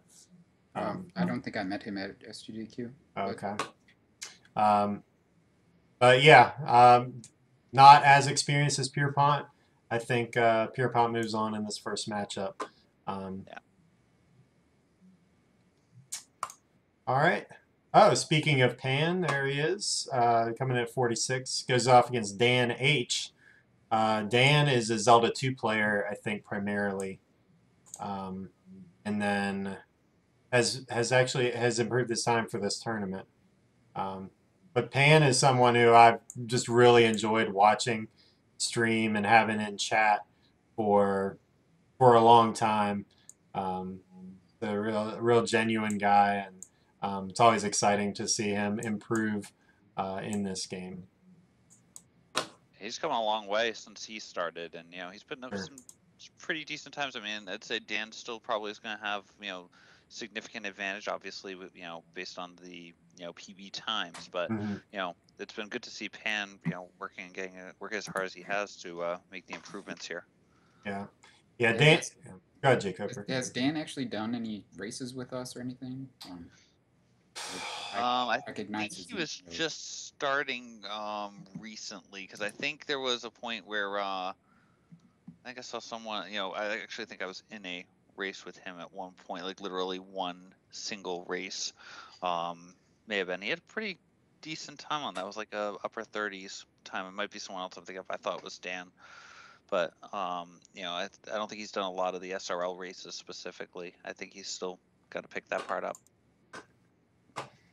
Okay. Very good. Manji region, the Darkwing region. That's gonna be a tough one to come out of if your name is not Darkwing Duck. And coming out of the bottom half, if your name isn't Pierpont Lumpkin, Yeah. it's almost as tough. Yeah, I think that we've done races with Darkwing where he has tripped up, but it's not as often as other racers. So I think I think he moves on, but it could happen. Pierpont is pretty consistent and very with the strong times player. with the times Pierpont's been putting up there, he I think has a legitimate chance of pulling off that upset. Obviously it's going to require Darkwing. If Darkwing's on his game, it's almost impossible to beat Darkwing. But if Darkwing trips up at all, I think Pierpont could potentially sneak through. Darkwing will struggle. He struggles with the same thing that I do, is that I'm not going to go get a potion because that's not what I do, and I don't think he's going to do that either. And because he's one that can get through 9 with 3 hearts. Like there's only a few people that can do that, and so we think it's just faster to just go do it and die 2 times than it would be to just go outside and get the potion. So if that happens, like myself included, that can take anybody out, especially against a runner who's posting consistent times. So yeah, agreed. All right. I very well may change my own strats for, depending on how the race is going. But we'll see, right? Don't give away all your strats, right? No. Right. Cool. All right, the last region of the night, the dragon. The head of the dragon is Reeves, our boy from Seattle. I think it's Seattle. I'm pretty sure it's Seattle. Who is also, he is the black sheep, I think, of the Zelda 1 community because he splits at different times and has done has done up A routes. But Reeves is an extremely strong player, and I would not want to race against him, especially early on. I mean, the first thing I think of when I think of Reeves is the Reeves bot. Because you go into his stream and it's just kind of taken over by that. It's hard for me to watch his actual playing in there when half the chat is some commands for the bot. But it's fun if you're into that sort of thing, I guess. But he has put so much time into this game over the last year. I don't know how long he's been at it, but he's put a lot of time in, and he deserves to be where he is. Yes. I do wish that his time was 3 seconds slower, but yeah, he's been submitting time since last November, and I mean I've watched him improve. He has just improved so much recently, like in the last 6 months. And I remember saying like, "This is your next great Zelda 1 player." And I think he can. I mean, Saver kind of came after Reeves, but I think Reeves is the one that I think that can even go farther. If you watch his recent PB, he actually like manipulates a clock chance in 9 and gets. I think he gets three clocks in 9 and had a 5059 or 5039, which tied my fastest. Wow. He splits differently, but still, I mean, if you're under 510 in anything in level 9, then that just shows how good of a player you are. Agreed. Yeah. So Scavenger apparently has a 38 in this game.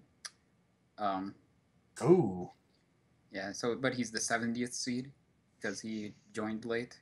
but he did not have his time listed on the leaderboard. Mm. I wasn't sure if you were gonna run through the people you didn't have time for and do a little looking, but apparently that did not happen.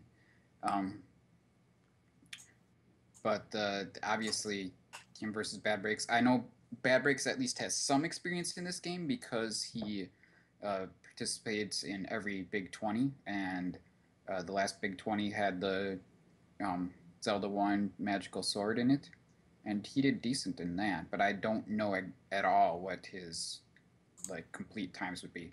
Bad Break said that he was not going to practice this at all until the Big 20 was over. So I don't know if he's been practicing it this week at all.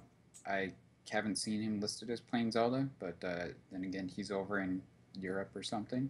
But I'm sure Scavenger is more than happy to beat Bad Breaks if comes down to it. We got a couple Zelda 2 players right there, so that's pretty exciting for them. We got a lot of Zelda 2 players in the first round, it seems. Definitely exciting. Simple, Bad Breaks, Scavenger, all guys who are much better than most of us at Zelda 2. Sure. I mean, this happens in other tournament where times don't get posted and there's different seeds. So sometimes you just gotta do with what you got. And Scavenger, you know, comes up against a rough second round matchup here with Reeves, but can still make a run if he happens to fall to either Bad Breaks or Reeves.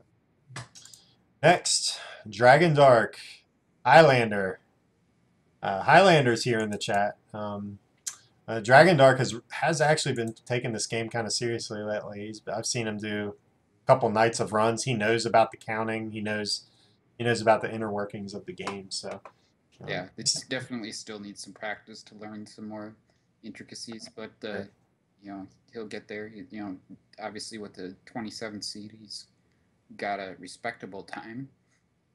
I think he's got to have a pretty good chance to beat Highlander, of course, but with the work and consistency that Reeves has put in, you know, when Reeves has done the Saturday night races with us recently, he's been right up there at the top, if not winning, then getting second or third. Mm-hmm. So. Yeah, his race times, I was just looking back, you know, I think with he's had, of his last 10 races, 9 of them I think were under 35, and even had a low 31 in one of those races, so it's insane. Well, he couldn't have had too low of a 31 since his PB is 31, 39. Hold on. Oh, okay, maybe my definition of low is different. 3150. Okay, 3157. Apparently it's a high 31. Yeah. Sorry. But, you know, he had a 31 in a race. That's still where my mind jumped to it. That's Reeves? That was Reeves, yeah. Okay, that was okay. It wasn't any of the others, because then they forgot to submit their time. Yeah. Yeah, Dragon Dark, I think, is on speed run. Oh. Yeah, I think Dragon Dark is doing the world record route, whereas Highlander is doing the blue ring route. So there's definitely a thing there of a faster route versus consistency. So you know, a lot of things can go wrong in the world record route that can ruin a time in a hurry. So Highlander's got a chance, that's for sure. Yeah. If he goes that route. Yeah, the world record route can be scary. I mean, are you out of bombs, or you know, you're fighting Gliok with 4 hearts? It's not easy. Never free. So, yeah. All right. Next, King Hippo 423, our buddy from America's Hat, King Hippo. He's contributed. He's got some contributions to this game in the speedrunning technique. Is he the one who came up with the Hippo Fairy?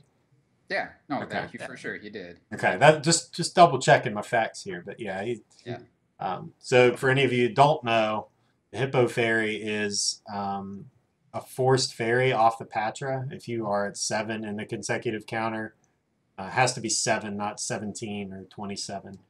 And then you kill Patra without getting hit. Patra will drop a fairy on that last kill. So Hippo Fairy, that's what it is if we refer to the Hippo Fairy. Versus Lobsang 2, not Lobsang 1. Lobsane is someone who is in randomizer races with us almost every night. Yeah. Good guy to have around. Hippo really hasn't. Has Hippo played this recently? Yeah. Hippo's been streaming this recently. Okay. He didn't for a long time, but Mhm. the last few weeks he's been doing a good number of attempts. Sweet. I think he's put a little time into doing the world record route and trying to get a better PB, but I think he's going to stick with a 2 first route probably and go for something a little more consistent. So that alone probably puts him up to the Reeves matchup, I think. Okay. But yeah, I think Hippo might have been the one that was second when I was in third place at that one point. Oh, maybe. And he's fallen to 11. Yeah, all of the new players coming on, and he's been off doing something else, playing Dr. Mario. Those pills, man. I hear they're addicting. Did it? Okay, never mind. All right, moving on. Prez J. Polk, our other Japanese kart runner, and TND. Prez has been around. Prez was top 10 in this game at one point. Yeah, well, he's been around a long time. Yeah. Prez is like you said, the other Japanese runner. He's also run on different versions. I don't know. He's always got some weird stream setups going. Yeah, he's got the FDS. He's got the FDS and he has the AV Famicom. I think Prez versus Hippo is a very interesting matchup of two players who have been around in the community for a very long time.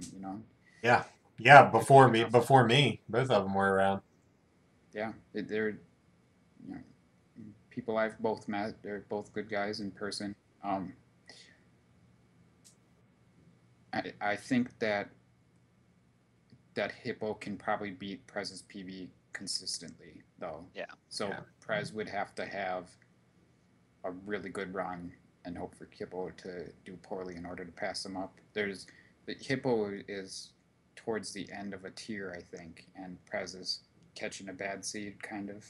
Yeah. This, if his seed was a little better, he'd have a better chance. But where he sits, I gotta like Hippo there to get to the, I guess, semifinal of the region. Okay. See ya. Region semis. I like it. Very good. Okay. I think does it for this region. Yeah, what we can talk about is,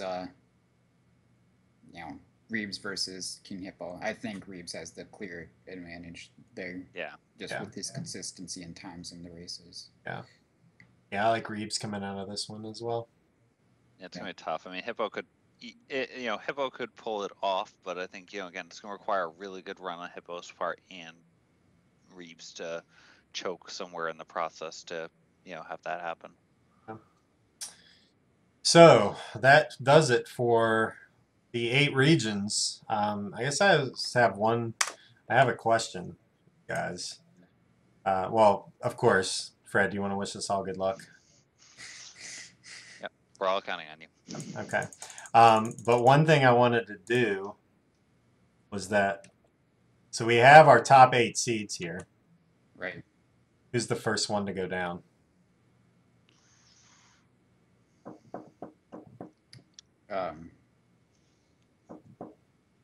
That is not an easy question.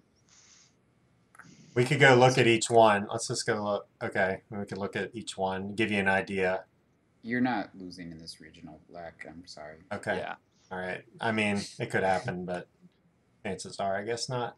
Actually, Error could go down. I think at the final of this region, with BT coming along there. Yeah. I don't think he'd go down before then, but I think he, that's where the upset could have the best shot. Like I was saying before, if Error dies in 9, he's got to have good comeback strats to get true. there. Yep. But I think that's something that maybe all of us struggle with because this is not a forgiven game if you die in 9. No, it's definitely not. I mean, against lower matchups, I'll probably be taking a potion into 9, but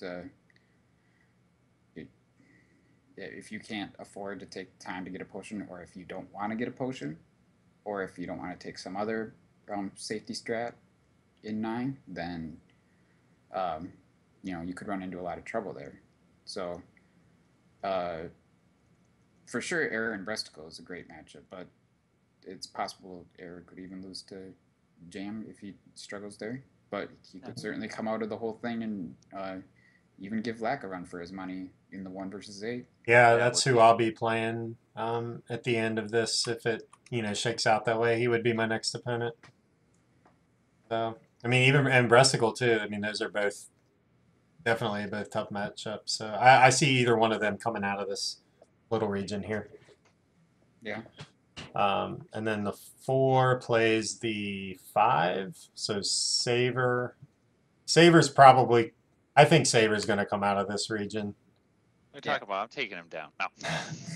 Hey, you better get to practice, man. That's he's a tough out for sure. Even I know I'm screwed on that one. Yeah, I would have to play him in the semifinals if it got to that. So, luckily Darkwing and Cantaloupe are on the other side. Yeah, they get to take each other. They get to take each other out before I would have to face them if I make it there. So, so yep, there's that. Okay. And then we got Cananophone, the Cananophone Lizard region. Cananophone Timmy, that's got the potential. Okay. Yeah, it does. It does. I still think either Error or me, I would pick to lose first. Okay. What's interesting is I think It's got to be a 5-12 upset though. That's true. That's true. The 12 seed. It's funny how that worked out too. Yeah. Gotta watch out for that Cananophone. Yeah. I guess we could have done it like that. You have all the 1 seeds and have all the 2 seeds, but I guess the bracket on challenge doesn't let us do that. Yeah, that regions would have been cool about it, but I mean, we could have done it even for these purposes, and then just filled in challenge later. Yeah. Full rankings, but which still isn't updated. Which we're gonna do that at the end of this. Yeah. Okay. Cantaloupe region. Ooh. K-Mac. He's looming large. It's that team that went on the late run and beat another team in the conference finals to win. They're scrappy, talented. Yeah, but K-Mac is starting to plateau a little bit. I think that everyone does start to plateau when you get into this 34, 33 area, and then you just have to really put in a lot of attempts and get more consistent at the world record route to start to get better from here. But like you said, he almost had a 32.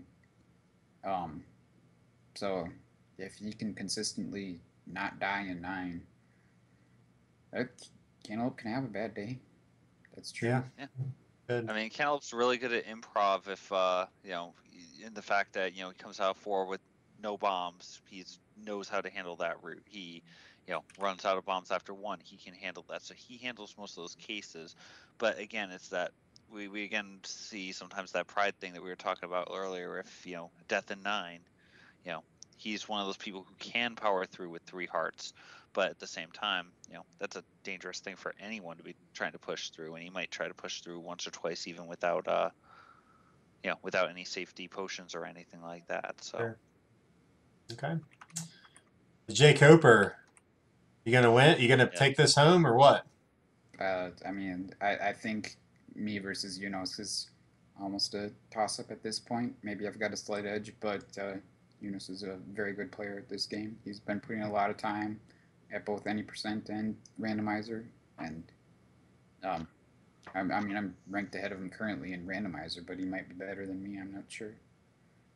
Well, I'm ranked ahead of a lot of people, and I know I'm not better, so I don't know how the ranking system works and all that, but yeah, I see your point. Darkwing, any scares here? Pierpont potentially, as I said, with his consistency. I mean, Darkwing's really consistent, but again, if you get that, if Darkwing dies somewhere, the one person, if he's playing against, I think in this bracket that could potentially hit him would be Pierpont. Yeah, I agree. And then the Reeves bracket. It would be a real storybook ending if Dragon Dark could come out of the Dragon region. But Oh man, didn't even see that. yeah, Reeves is the surest bet outside of the top 3, I would say, to get out of his region. Yeah. Ooh.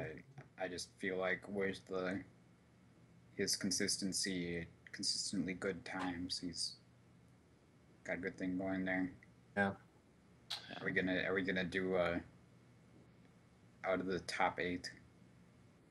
Oh, you just go back to the overall matchups, and we can Just go all the way up to the top, yeah. And we could say, assuming everyone makes it through the top 8.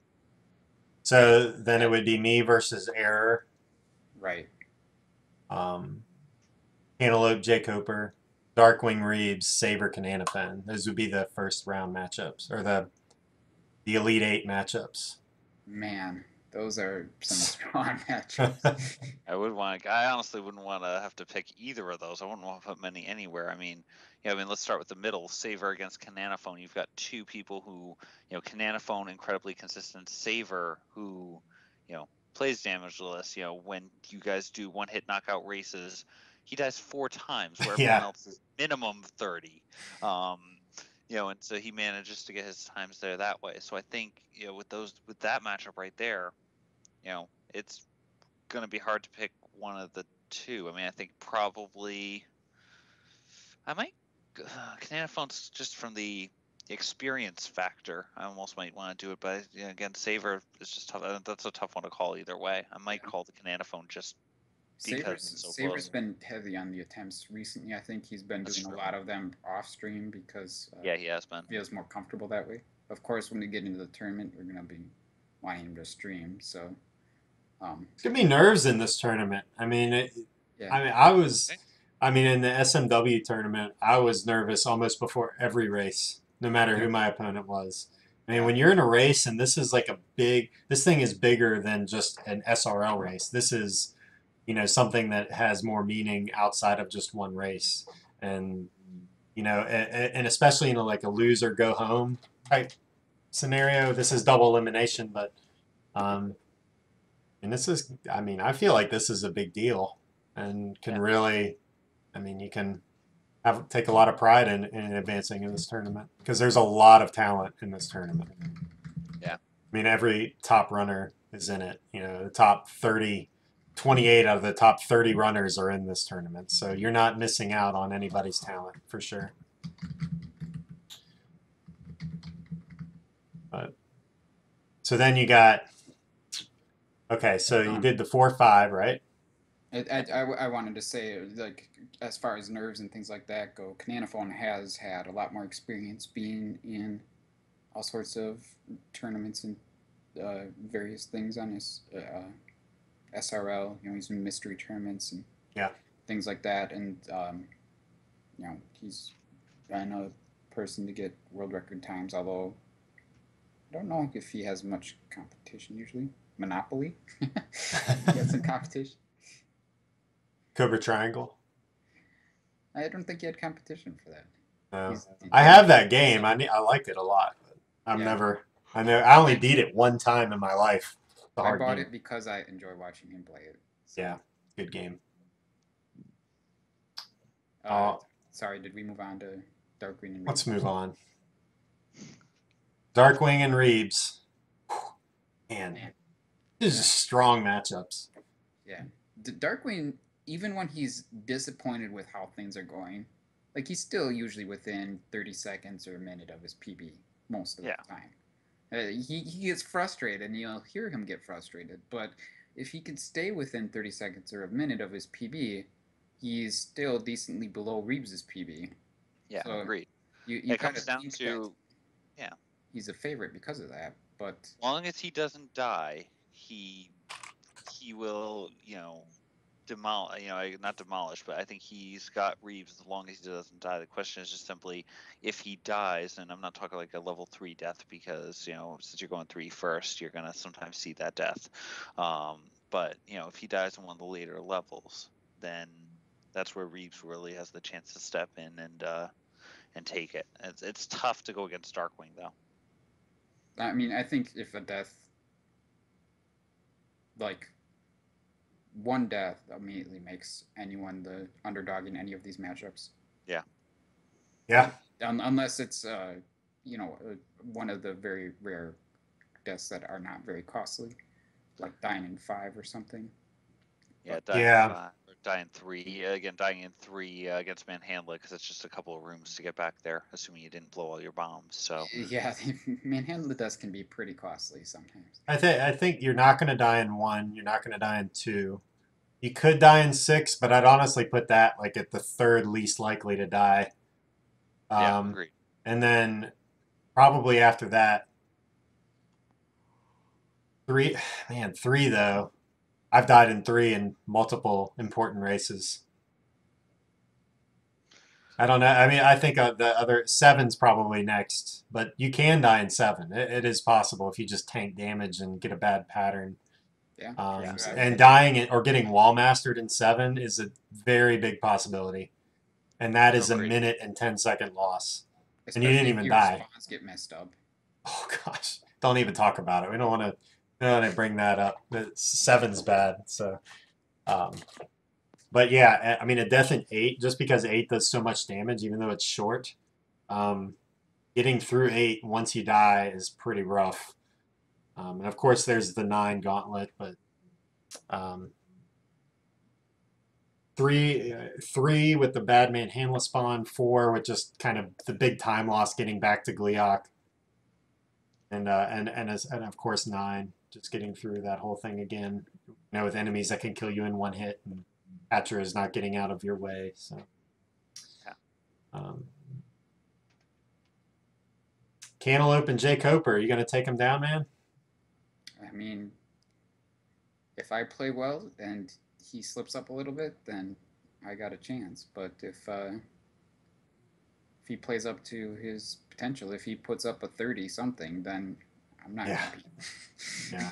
And he has the second fastest race time, I think, by just a few I seconds. think so. Behind yours or something. Yeah, just luckily behind, a few seconds behind me, but he has the widest range of race times I've seen. Oh, But great. then again, you do too, Jay Coper. So it's, Yeah, it kind of depends. I have good days and bad days. Yeah, So. I think he does too. I mean, I think we all do. I think that his range is big, and just other people's are. And then me and Error. Error is a good player, and I've seen him get frustrated at the game, but when he's on, he can really do it. So. I mean, all the times you're looking at here, PB times are low 32 or under, so you can't really even say one way or the other that anyone here is going to have an advantage in a race situation because get the PBs that perfect run. Well, hopefully. So it's going to be tough. I think you'd advance out of that one, but again, slip up one way or the other, bad bomb luck, Yeah. could easily sway it the other way. I mean, that's a scary matchup. I don't know. Racing in tournament with, being the number 1 seed's a lot of pressure, I guess. In our own tournament, right? The one that we both created. So. And because I'll ask this question to you: who scares you the most out of anyone there? Ask you a tough question. Put you on the spot. Darkwing's coming for revenge. I know it. You took his record, and then you took him down at the AGDQ. And I beat him in poker. You said that's true. Again at AGDQ. But then we teamed up to be an unstoppable force in basketball. They could not stop us. Not number 1 and 2 in Zelda, and then number 1 and 2 in basketball. Or 1 and 1 because we were the same team. But I wouldn't play Darkwing until the finals. But I guess if I had to pick out of, let's see, 4, 5, or 8, Saver, Cananafin, or Error, those would be who I would play before finals if it gets that far. I always have to put in that little asterisk, if you make it, if you win. I've watched too many sports. Too many of the sports. I got to go with Cananophone. Yeah. Yeah, I think he's been around. He's a really good NES player, just in general, and that translates. And a very consistent racer. I think, given what we know right now, you go Cananophone maybe. If Saber continues to put the time in Yeah. between now and then, um, he's gonna be scary. I didn't even watch the 3120. I mean, what did it have potential for sub 31? Um, If you saw it, I I don't have know. not watched it either, actually. That's a shame. I need to watch that. Yeah, I should watch some of his PBs. Yeah. Or we could just I watch think it right now. Watch the highlight. no, no. We'll say that. But I think this has maybe gone on long enough. cool. I guess the last thing we'll do is we'll just talk about kind of what our expectations are for the tournament. We have set up these deadlines. Let's see if I can pull this up. I don't even know if it'll go in there if I. Oh, how about that? It did.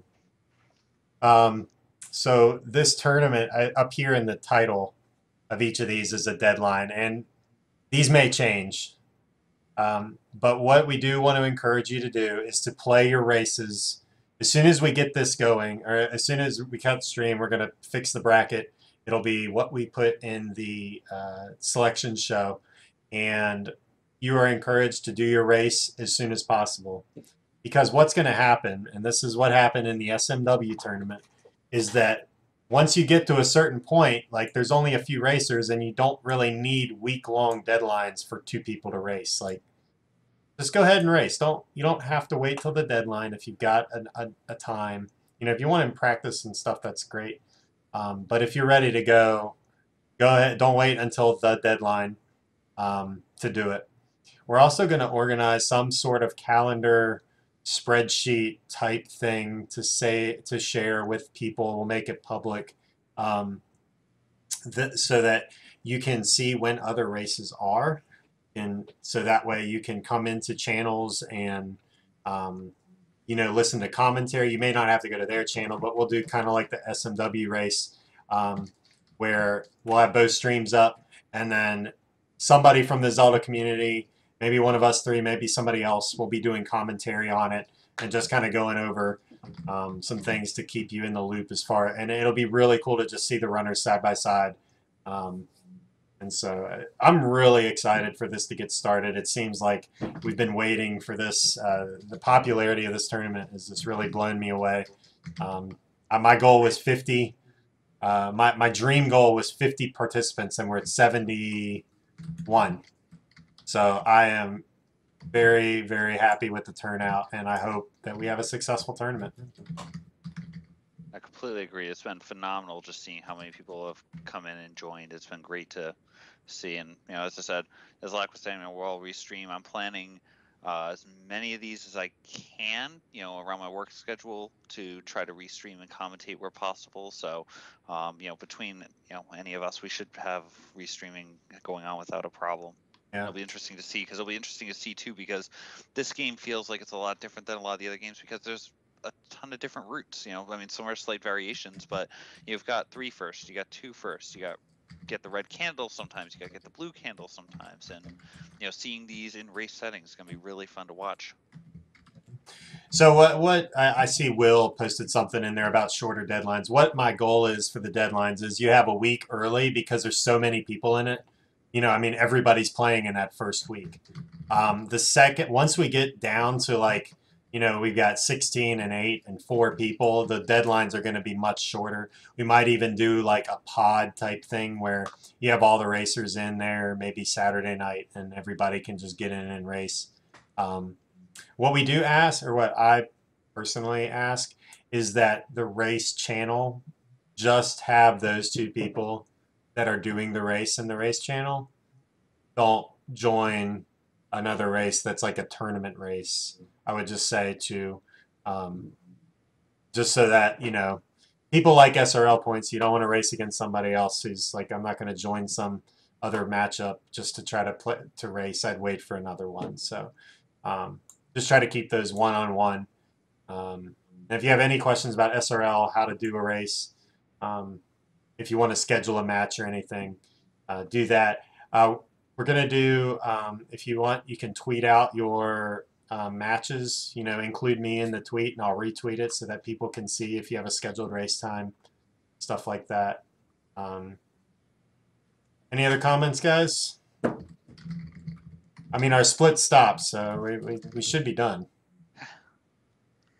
Yeah, no, nothing big from me. I'm fixing up the challenge thing right now. It'll be done in the next 5 minutes unless I fall asleep sitting here while I'm doing it, which is actually at this point a extremely high possibility. But failing a sudden bout of unconsciousness will be, you'll know from the bracket pretty darn soon here. You can also make your predictions for those of you who prefer to Yes. go through and make predictions. You'll be able to go through and do that in just a few minutes here. Yep, we're going to get that set up, and then I'll click this button, and then you need to go in and fill out your brackets. I'll put messages on this discussion board on the left here. So if you have any questions, you can check that. Message me, Fred, or Jay Coper. But I'm done. Good? You're good? Jay Coper's typing. You good? Yeah, I'm just talking to the chat and I see answering you. questions that aren't being answered by the people. Oh, well, I guess we didn't even look at them. You got them all? Let's see. Looks like it. If you have any questions, go ahead and ask them, and we'll address them in the stream. Wait a few minutes. There's Timmy. The base of Jay Coper's keyboard.